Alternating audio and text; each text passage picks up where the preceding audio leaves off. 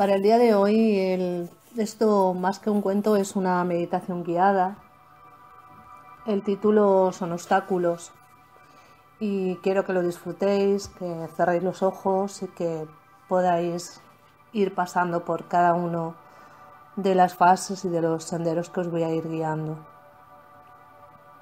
Voy andando por un sendero. Dejo que mis pies me lleven. Mis ojos se posan en los árboles, en los pájaros, en las piedras. En el horizonte se recorta la silueta de una ciudad. Agudizo la mirada para distinguirla bien. Siento que la ciudad me atrae. Sin saber cómo, me doy cuenta de que esta ciudad puedo encontrar todo lo que deseo. Todas mis metas, mis objetivos y mis logros. Mis ambiciones y mis sueños están en esa ciudad. Lo que quiero conseguir. Intenta visualizarlo. Lo que necesito. Igualmente, conecta con ello. Lo que más me gustaría ser. Lo que de verdad quieres ser. Aquello a lo cual aspiro, a lo que he ido dejando en el camino. Lo que intento, por lo que trabajo, lo que siempre ambicioné. Aquello que sería el mayor de mis éxitos. Me imagino que todo eso está en esa ciudad.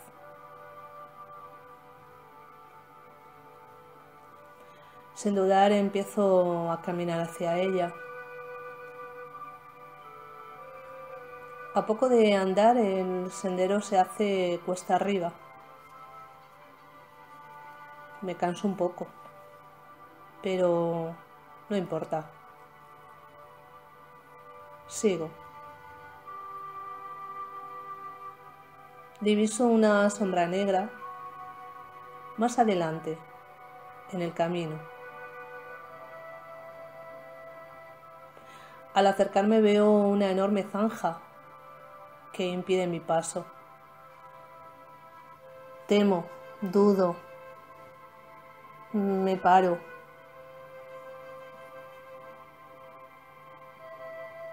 Me enfada que mi meta no pueda conseguirse fácilmente.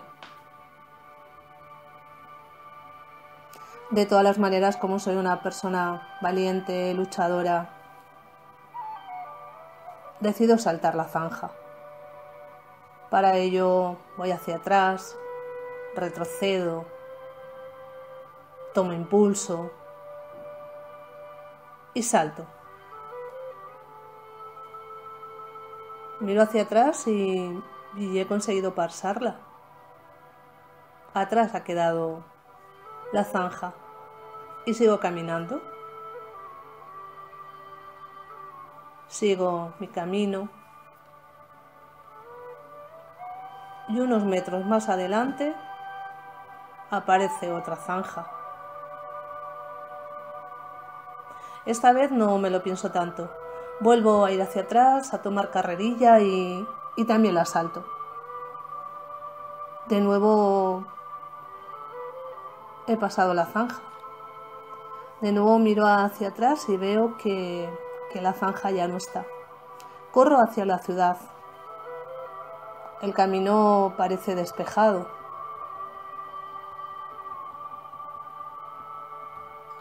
Me sorprende un abismo que detiene mi camino. De nuevo me detengo, lo miro y me digo, imposible saltarlo. Veo que a un costado hay maderas, clavos y herramientas. Me doy cuenta de que está allí para construir un puente. Nunca he sido hábil con mis manos. Pienso en renunciar. pero miro la meta que deseo y resisto. Empiezo a construir el puente. Voy construyendo el puente. Pasan las horas, los días o los meses. Por fin el puente está terminado. Emocionada, emocionado, lo cruzo. Y al llegar al otro lado, descubro el muro. Un gigantesco muro frío y húmedo rodea la ciudad de mis sueños. Me siento abatida, abatido, triste. Busco la manera de esquivarlo. No hay forma. Debo escalarlo. La ciudad está tan cerca. No dejaré que el muro impida mi paso. Me propongo trepar. Descanso unos minutos y tomo el aire.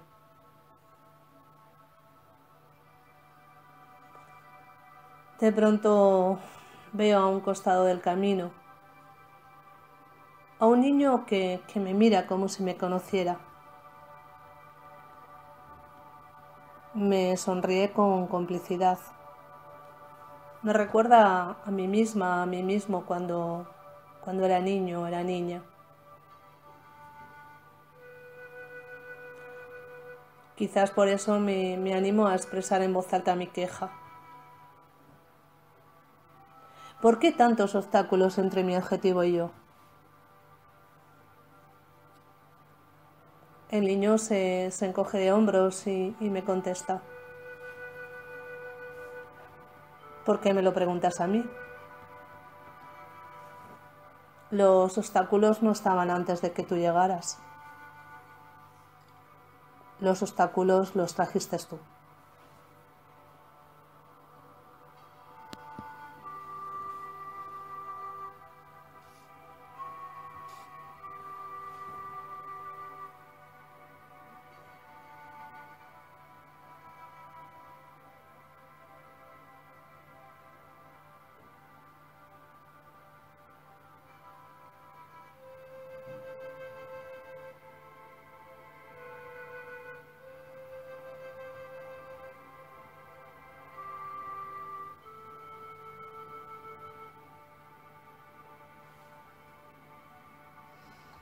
Namaste.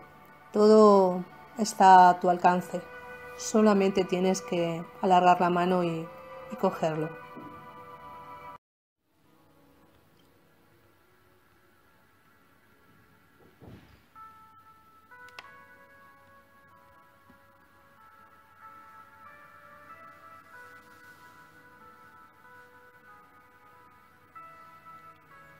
El cuento de hoy se titula Nuestro loro y comienza así. En casa teníamos un loro, pero un loro auténtico, no una cotorra. Ni siquiera se le hubiera podido confundir con uno de esos loros chinos que comen girasol y que en el norte llaman calacantes. El nuestro era un loro grande, nacido en el norte. Lo habían traído de pichón y se había criado con nosotros, compartiendo nuestra vida de cada día, nuestros entusiasmos y nuestras discusiones. Y fue así como aprendió a gritar muchas cosas. Se llamaba Pastor. Es cierto que ese nombre se lo habíamos impuesto, pero él lo había aceptado. Cuando tenía hambre, por ejemplo, y quería suscitar nuestra compasión, repetía en tono triste: «Pobrecito Pastor, la papa para Pastor, pobrecito Pastor», y agarraba con una de sus patitas el pedazo de pan familiar. Aforrándose con la otra de donde estaba apoyado, lo comía con gesto humano, con gesto de familia. Cuando sentía torear los perros, gritaba «¡Fuera! ¡Fuera!» y compartía nuestras euforias gritando ¡Viva Boca!, cuando escuchaba los partidos por radio. Además repetía las órdenes que se daban a los chicos y así nos mandaban encerrar los temeros, traer agua o simplemente nos llamaba por nuestro nombre. En casa lo teníamos por uno más de la familia, habiendo compartido casi la totalidad de su vida consciente con nosotros. Pensábamos que todos sus ideales se identificaban con los nuestros. Lo creíamos un loro domesticado. Le teníamos tanta confianza que le habíamos otorgado plena libertad. Porque tienen que saber que teníamos otros pájaros, 3 cardenales, copete rojo y una urraca de monte. Tuvimos tordos y boyeros, de esos que hacen su nido, como una larga media colgada de las ramas de un algarrobo. En fin, una variedad de otros pájaros salvajes, pero a todos los teníamos encerrados en sus jaulas. De ellos nos interesaban sus trinos y sus colores, pero sabíamos que no deseaban compartir nuestra vida, no estaban integrados. En cambio, nuestro loro no. Subía a nuestros mismos árboles y gateaba las mismas ramas que nosotros, los chicos. Nuestro parrar era también suyo. Y los días de lluvia o frío compartía la tibieza de nuestra cocina. Para saber dónde estaba, con gritar fuerte ¡Pastor! Y él desde su rama o rincón contestaba ¡Eh! Con pico y pala y patas descendía hasta uno para tomar su pedazo de pan familiar. Eso sí, tenía sus agresividades, cómo no, y también sus antipatías, eso era lógico. A todos en casa nos pasaba más o menos lo mismo. Pero no, seguramente no fue ese el motivo de su insólita actitud aquella tarde de otoño. Sí, era otoño, lo recuerdo bien, como una cicatriz de mi infancia. Era otoño porque aquella tarde casi todos los mayores estaban juntando algodón en el campo. Papá estaba en el pueblo, algunos estábamos en la escuela y solo quedaba en casa mamá y uno de los más pequeños. Habrían sido las 3 o 4 de la tarde. Cada uno estaba en lo suyo y todo parecía estar en paz. Viniendo desde el sur, una bandada de loros salvajes emigraban hacia el norte, hacia las selvas, las cataratas, el Paraguay. Su vuelo nervioso era apuntado por estos gritos característicos del loro en vuelo. Creo, creo, creo, y la bandada pasó sobre mi casa. ¿Qué le pasó a nuestro loro? ¿Habrá estado triste, disconforme? ¿Se habrá sentido oprimido o alineado? Puedo asegurarles que en casa no le faltaba nada y papá era un exigente en el que no se maltrataba a ningún animal, menos al loro familiar por el cual sentía afecto especial. No, estoy seguro que no. No fue por ninguno de estos motivos. No fue para liberarse de algo. Fue porque sintió que algo se liberaba en él.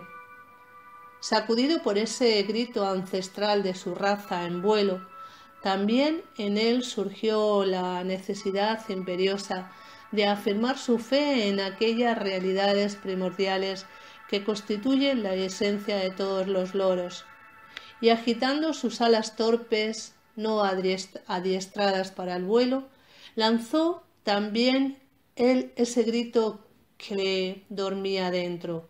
Creo, creo, creo, y se largó a volar.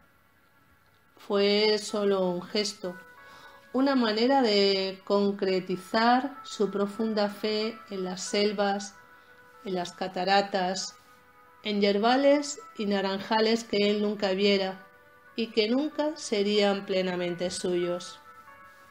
La bandada se perdió pronto sobre los cañares arreando hacia el norte su profesión de fe. Nuestro loro no pudo seguirla. A las pocas cuadras perdió altura y aterrizó. No estaba adiestrado para el vuelo largo. En nuestra familia nadie tenía esas oportunidades y a él mismo nunca se le había presentado la necesidad de ensayarlas. Esa noche, al reencontrarnos todos nuevamente reunidos en familia, notamos la ausencia de Pastor. En su media lengua, mi hermanito menor dio a entender que el loro se había volado hacia el norte. Alguien creyó recordar que, efectivamente, a media tarde, una bandada de loros había sobrevolado el algodonal. Todos lamentando sinceramente que nuestro loro se hubiera podido ir con ellos. Y a todos nos sobrecogió el temor por los peligros que acecharían a Pastor, ya que sabíamos que era imposible que hubiera podido seguir el ritmo de la bandada. Caído a mitad de vuelo, quizás no habría un árbol cerca, así estaría en pleno campo bajo el peligro de los zorros o de los gatos. Una de mis hermanas, la más sensible, se alargó a llorar. Con todo, creo que se exageraron un poco los peligros. Probablemente lo que nos preocupaba no era tanto las dificultades que encontraría nuestro loro en su nueva situación, cuanto el haberlo perdido. Sobre todo nos mortificaba que ya no fuera nuestro loro. De hecho, Pastor había caído a unas pocas cuadras entre el algodonal. 2 o 3 días después lo encontramos. Pobre, daba lástima. Estaba muerto de hambre y lo descubrimos justamente porque al pasar cerca de él se puso a gritar esa serie de frases familiares que había aprendido entre nosotros. Sus vivas y sus fuera. Fue así como descubrimos su paradero. Todos nos alegramos de haberlo reencontrado y todos estuvimos de acuerdo en que había que cortarle las plumas de sus alas para que no volviera a repetir la experiencia. Hasta mi hermana, la más sensible, estuvo de acuerdo también, porque Pastor nunca podría seguir a las bandadas, por tanto había que impedirle nuevas experiencias.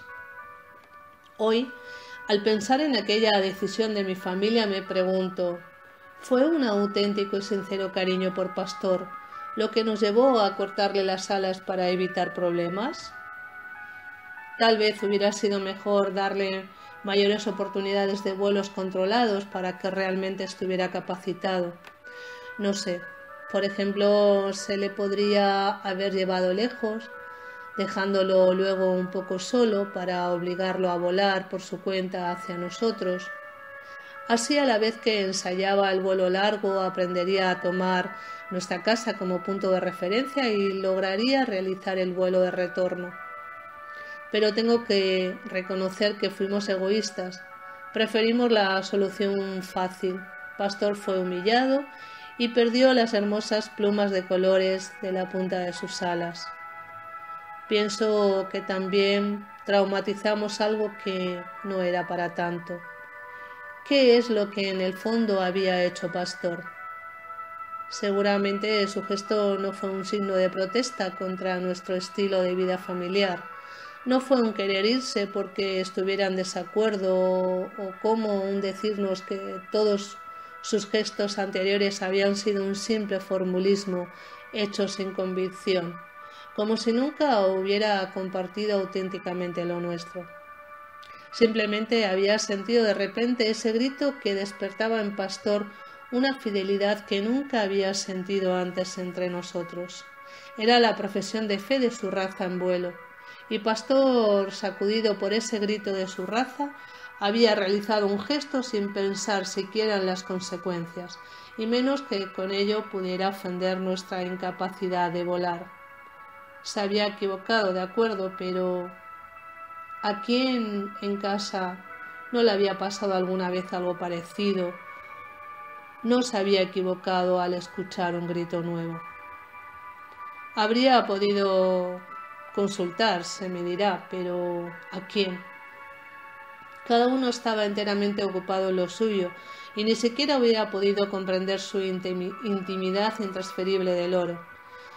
Nosotros sacamos demasiadas conclusiones. La verdad, le tuvimos miedo al futuro y olvidamos sus 10.000 gestos buenos, profundos, con sentido auténtico, por uno que le fracasó y que había hecho sin consultar. Qué ridículo fuiste, pastor, durante un tiempo, caminando pasito a paso por los patios, intentando vuelos que irremediablemente terminaban en tumbos con tus alas apuntadas. Para alcanzar las ramas que antes eran las metas de sus vuelos, ahora tenías que gatear el tronco con pico y patas como una comadreja. Realmente, pastor, te hicimos sufrir una gran humillación. Pero créeme, lo pensábamos justificado porque con ello asegurábamos tu pertenencia y tu permanencia definitiva entre nosotros. Nosotros te hubiéramos extrañado tanto. Con esta decisión de cortarte las plumas y no permitirte el vuelo largo, nosotros nos comprometíamos contigo, con tu futuro, con tu seguridad. Pero nuestra familia no era dueña del futuro, ni del tuyo, ni del de ella misma. El futuro es solo de Dios, del universo. Es tan delicado comprender a los demás definitivamente mediante nuestras decisiones arbitrarias y poco generosas. Unos cuantos años después, nuestra familia tuvo que emigrar. Tuvo que dejar ese campo familiar, ese rancho con tantos recuerdos y esos árboles que tú y yo gateábamos rama en rama y nos fuimos a vivir al pueblo. No fue fácil acostumbrarse, tampoco para nosotros, créeme. El terreno era pequeño, la casa de material con pisos de cemento, no había árboles al principio, ni siquiera teníamos un parral. Pero si a mi familia se le hacía difícil amoldarse, a ti se te hizo imposible. No hubo santo, no tenías espacio vital. Comenzaste a ponerte triste, ya no hablabas, perdías el color de tus plumas, andabas todo el día huraño y lo peor, molestabas en todas partes porque no lograbas ubicarte en ti mismo. Las visitas que allá en el campo dejabas admiradas, ahora preguntaban para qué te teníamos y entre estas visitas no faltó quien te codiciara. En su casa tenía un lindo bananal. Y fue así, no más, te vendimos. Siento una profunda vergüenza al tener que confesarlo, pero te vendimos. 500 pesos viejos, casi como para decir que carecías de valor, como quien se saca de encima un estorbo. La última vez que te vi estabas encaramado entre las hojas del bananal. No diste señales de reconocerme. Y sin embargo, yo quiero creer que no me guardas rencor. Necesito creer para que en mí no muera lo mejor de ti. Bueno, pues este intenso cuento espero que lo hayáis disfrutado. Seguramente habrá que escucharlo varias veces. Feliz vida, namaste.